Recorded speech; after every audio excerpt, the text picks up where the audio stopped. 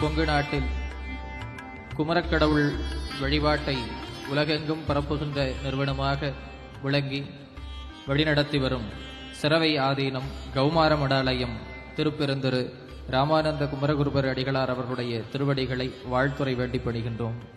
சிற்றம்பலம்.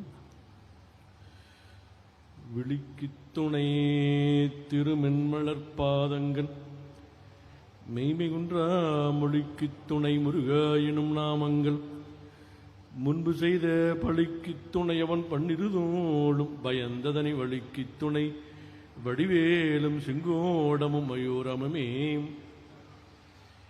எல்லாம் வல்ல வழிபடு கடவுளாகிய தண்டமில் கடவுள் தண்டாயுதபாணி கடவுளுடைய திருவருளையும் சிரவை ஆதீனம் ஆதி குருமுதல்வர் திருப்பெருந்திரு ராமானுசாமியுடைய குருவருளையும் மணமை மொழிகளால் வாழ்த்தி வணங்கி கொங்குவள நாட்டிலே கோவை மாவட்டம் மேலை சிதம்பரம் என்று போற்றப்படுகின்ற இந்த பேரூர் திருத்தலத்திலே 500 ஆண்டுகளுக்கு முன்பு தோன்றி சைவத்தையும் தமிழையும் பரப்பிய சாந்தலிங்க திருமடத்தினுடைய 24வது பட்டம் குருமகா சன்னிதானங்களாக விளங்கிய திருப்பெருந்திரு சாந்தலிங்க ராமசாமி அடிகளார் அவருடைய 100ஆண்டு விழாவும் இந்த பாரத தேசத்தினுடைய நற்பணிகளை எல்லாம் உலகம் முழுவதும் எடுத்துச் சென்று பாரதத்தினுடைய பெருமையை உலகறியச் செய்கின்ற பெரும் பணியிலே தங்களை இணைத்துக் கொண்ட ராஷ்டிரிய சேவா சங்கத்தினுடைய 100ஆண்டு விழாவும் இன்று நம்முடைய திருமடத்தில் இங்கு சீரோடும் சிறப்போடும் காலையிலே வழிபாடுகளோடு தொடங்கி நடைபெற்றுக் கொண்டிருக்கின்றது. இந்த திருமடத்தினுடைய தற்போதைய 25வது பட்டம் குருமா பாராட்டுதலுக்கும் கெழுதகை அன்புக்கும் உரிய குருமகா சன்னிதானங்கள் அவர்களே, இந்த 2 நூற்றாண்டு விழாவினுடைய விழாவிலே இங்கு வருகை புரிந்து சிறப்பித்திருக்கின்ற ராஷ்டிரிய சேவா சங்கத்தினுடைய தற்பொழுதைய தலைவராக வீற்றிருக்கின்ற பாராட்டுக்குரிய மோகன் பகத் அவர்களே, மேடையிலே இருக்கின்ற சான்றோர் பெருமக்களே, கூடியிருக்கின்ற பெரியோர்களே, தாய்மார்களே, அனைவருடைய நல் வாழ்த்துக்களை தெரிவித்துக் கொள்கின்றோம். இந்த மண் செய்த பயனாக பல சான்றோர்கள் எல்லாம் தோன்றி இந்த மண்ணிலே சைவத்தையும் தமிழையும் பரப்பிய பெருமைக்குரியவாக திகழ்ந்தவர்கள் நம்முடைய 24வது குருமகா சன்னிதானங்களும் அவர்களோடு சமகாலத்திலே இரட்டியர் கொங்கு நாட்டினுடைய சமய துறையிலேயே இரட்டியர் என்று போற்றப்படுகின்ற நம்முடைய சிரவையாதீனத்தினுடைய 3ஆம் குருமகா சன்னிதானங்கள் 108 யானைகளை கொண்டு கஜபூஜை நடத்தி எங்களுடைய குருமகா சன்னிதானங்களுடைய தோழராக விற்றிருந்தவர்கள் நம்முடைய பேரூர் ஆதீனம் குருமகா சன்னிதானங்கள். ஒரு 60-70 ஆண்டுகள் சமயத்துறையிலே நம்முடைய அடிகளார் அவருடைய அருண்பணிகள் எல்லாம் நாம் அளவிட்டு பார்க்க முடியாது. சாதாரண எளிய மக்களுடைய வாழ்விலே சமயத்துறை எடுத்துச் செல்ல வேண்டும், எல்லாரும் வழிபாடு செய்ய வேண்டும் என்கின்ற தத்துவத்தையும் வழிபாட்டு நெறியையும் எளிய மக்களுக்கு எடுத்துச் சென்ற பெருமை நம்முடைய அடிகளாருக்கும் நம்முடைய 2 அடிகளாருக்கும் உண்டு.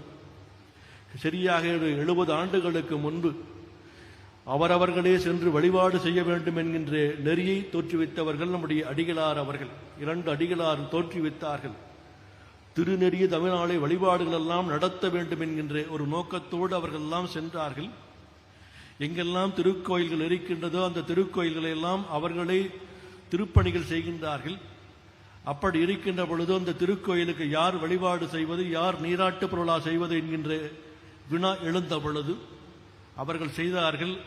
அவர்களே அமர்ந்து அடியார் யாரெல்லாம் திருப்பணியிலே முன்னின்று செய்தார்களோ அந்தந்த மக்களே அந்த வழிபாட்டிலே அமர்ந்து வேள்விகளை செய்து அவர்களே திருக்குடங்களை எல்லாம் ஏந்திச் சென்று நீராட்டு பொருளா செய்ய வேண்டும் என்று இந்த சமுதாயத்திலே ஒரு பெரிய மாற்றத்தை ஏற்படுத்திய பெருமை நம்முடைய அடிகளாருக்கு உண்டு.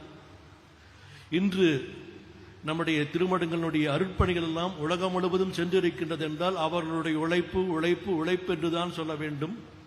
அந்த தாரக மந்திரத்தினுடைய அடிப்படையாக அமைந்தது. அதுபோல இந்த நாடு சுதந்திரம் அடைந்து 80 ஆண்டுகள் நிறைவு பெறுகின்றது. பாரத நாடு ஒரு 200-300 ஆண்டுகளுக்கு மேல் அடிமைப்பட்டிருந்தது. அடிமைப்பட்டிருந்த பாரதம் சுதந்திரம் பெற்ற பொழுது இந்த பாரத தேசமானது பல்வேறு மொழிகள் இருக்கின்றார்கள், மதங்கள் இருக்கின்றது. வெள்ளையர் இந்த நாட்டை விட்டு செல்லுகின்ற பொழுது இந்த பாரத தேசமானது பிரிந்துவிடும் என்று எண்ணினார்கள். ஆனால் அப்படி அல்ல. வேற்றுமையிலும் ஒற்றுமை காணுகின்ற பாரத தேசத்திற்கு உறுதுணையாக இருக்கின்றோம் என்று சரியாக 100 ஆண்டுகளுக்கு முன்பு இந்த RSS என்று சொல்லுகின்ற ராஷ்டிரிய சேவா சங்கமானது தோற்றுவிக்கப்பட்டது. அதனுடைய நோக்கம் இந்துக்கள் ஒன்றுபட வேண்டும், இந்துக்கள் இடையிலே இருக்கின்ற வேற்றுமைகளை களைந்து அவர்கள் ஒற்றுமையாக இருந்து உலகிற்கெல்லாம் வழிகாட்டுகின்ற ஒரு ஆன்மீக நாடாக நம் நாட்டை எடுத்துச் செல்ல வேண்டும் என்கின்ற நோக்கத்தோடு இது தோற்றுவிக்கப்பட்டது. இன்று அவர்கள் உலகத்திலே பார்க்கின்ற பல்வேறு நாடுகளிலே பல்வேறு இடங்களிலே பார்க்கின்ற பொழுது போர் முரசு கொட்டிக் கொண்டிருக்கின்றது. அச்சத்தோடு மக்களெல்லாம் வாழ்ந்து கொண்டிருக்கின்றார்கள். ஆனால் இந்த தேசமானது தலைநிமிர்ந்து நின்று கொண்டிருக்கின்றது. 150 கோடி மக்கள், பல்வேறு மொழிகள், பல்வேறு கலாச்சாரங்கள், பல்வேறு பழக்க வழக்கங்கள், பல மதங்களுக்குரியதாக இருப்பது நம்முடைய தேசம். இருந்தாலும் கூட இந்த தேசமானது மற்றவர்களுக்கெல்லாம் வழிகாட்டுகின்ற ஒரு தேசமாக இருக்கின்றது என்றால் அதற்கெல்லாம் காரணம், அடிப்படை காரணம் ஆன்மீகம் என்று சொன்னால் அது மிகையாகாது. அதற்கு உறுதுணையாக இருந்து பின்னாலே இருந்து வழிகாட்டுகின்ற அமைப்புத்தான் RSS. எங்கும் தங்களை முன்னிலைப்படுத்திக் கொள்ள மாட்டார்கள். யார் தலைவர் என்பது தெரியாது, யார் தொண்டர் என்பது தெரியாது, அவருக்கு பின்னால் யார் இயங்கிக் கொண்டிருக்கின்றீர்கள் என்று தெரியாது. ஆனால் இருந்தாலும் கூட இந்த 150 கோடி மக்களை எல்லாம் ஒருங்கிணைக்கின்ற ஒரு சக்தியாக RSS இருந்து இயக்கிக் கொண்டிருக்கின்றது என்பது மட்டும்தான் தெரியும். ஆனால் அப்படிப்பட்ட சக்தியானது இந்த தேசத்தை இன்று உலகத்திற்கெல்லாம் எடுத்துச் செல்லுகின்ற அந்த RSSலிருந்து தோன்றியவர் தான் இன்றைய பிரதமராக இருக்கின்ற மோடி. இந்த நாட்டை கடந்த 25 ஆண்டுகளாக பல்வேறு பதவிகளிலே அவர் வழிகாட்டிக் கொண்டிருக்கின்றார்கள். ஒரு முதலமைச்சராக இருந்தார்கள்.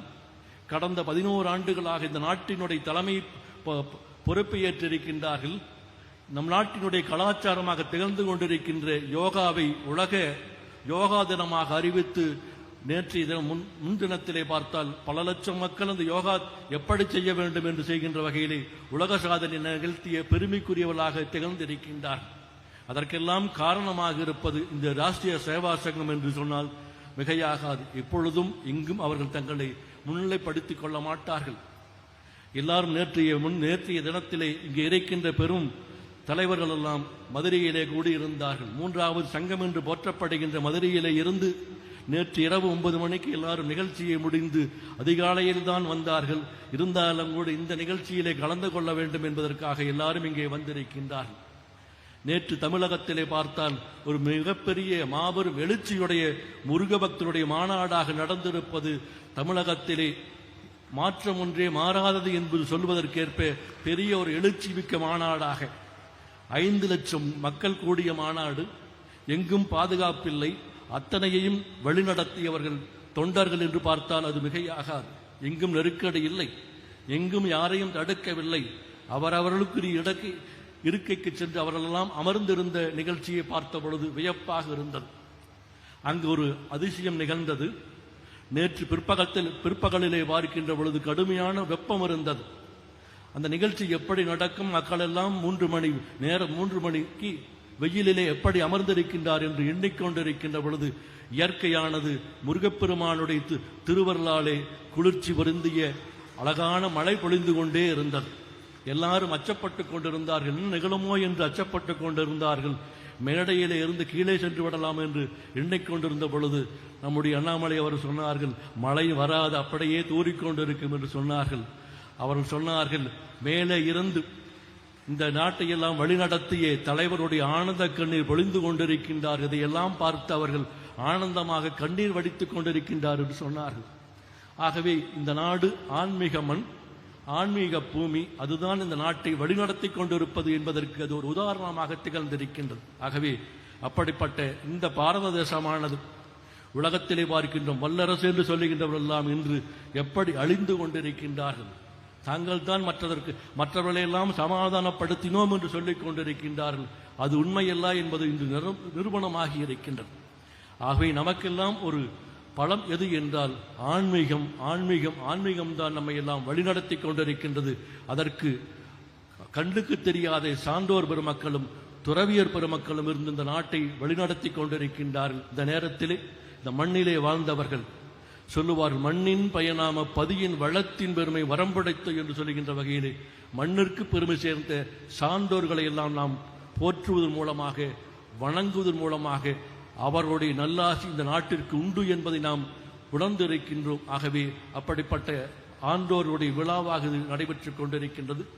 இந்த விழா சிறப்பாக நடப்பதற்கு பல்வேறு சான்றோர்கள், குறிப்பாக இளைஞர் ராகுல் அவருடைய உழைப்பு, அவருடைய உழைப்பிற்கு பின்னாலே பல சான்றோர்கள் அவர் கடுமையாக ஒரு 4-5 மாதங்களாக ஒவ்வொருவராக சென்று, ஒவ்வொரு அன்பர்களாக சென்று இந்த விழாவை நாம் கொங்கு நாட்டிலே நடத்த வேண்டும். குறிப்பாக நம்முடைய திருமடத்திலே, கொங்கு நாட்டிலே இந்த மடங்கள் தான் பல படிகளை எல்லாம் மக்களுக்காக எடுத்துச் சென்று செய்து கொண்டிருக்கின்றார்கள். அது நாட்டிற்கு தெரிய வேண்டும் என்கின்ற ஒரே நோக்கத்திற்காக ஒரு கடுமையாக பணியாற்றி இருக்கின்றார். அவருக்கு பின்னாலே பல இளைஞர்கள், அவர்களுக்கு பின்னால் பல அமைப்புகள் எல்லாம் துணையாக இருந்து செயலாற்றி கொண்டிருக்கின்றது. அவருக்கும் நம்முடைய வாழ்த்துக்களை சொல்லி, இந்த விழாவிலே கலந்து கொண்ட அனைவருக்கும் நம்முடைய வாழ்த்துக்களை சொல்லி நிறைவு செய்து தங்களிடத்திலே இருந்து விடைபெறுகின்றேன். திருச்சிற்றம்பலம். வெற்றிவேல் முருகனுக்கு.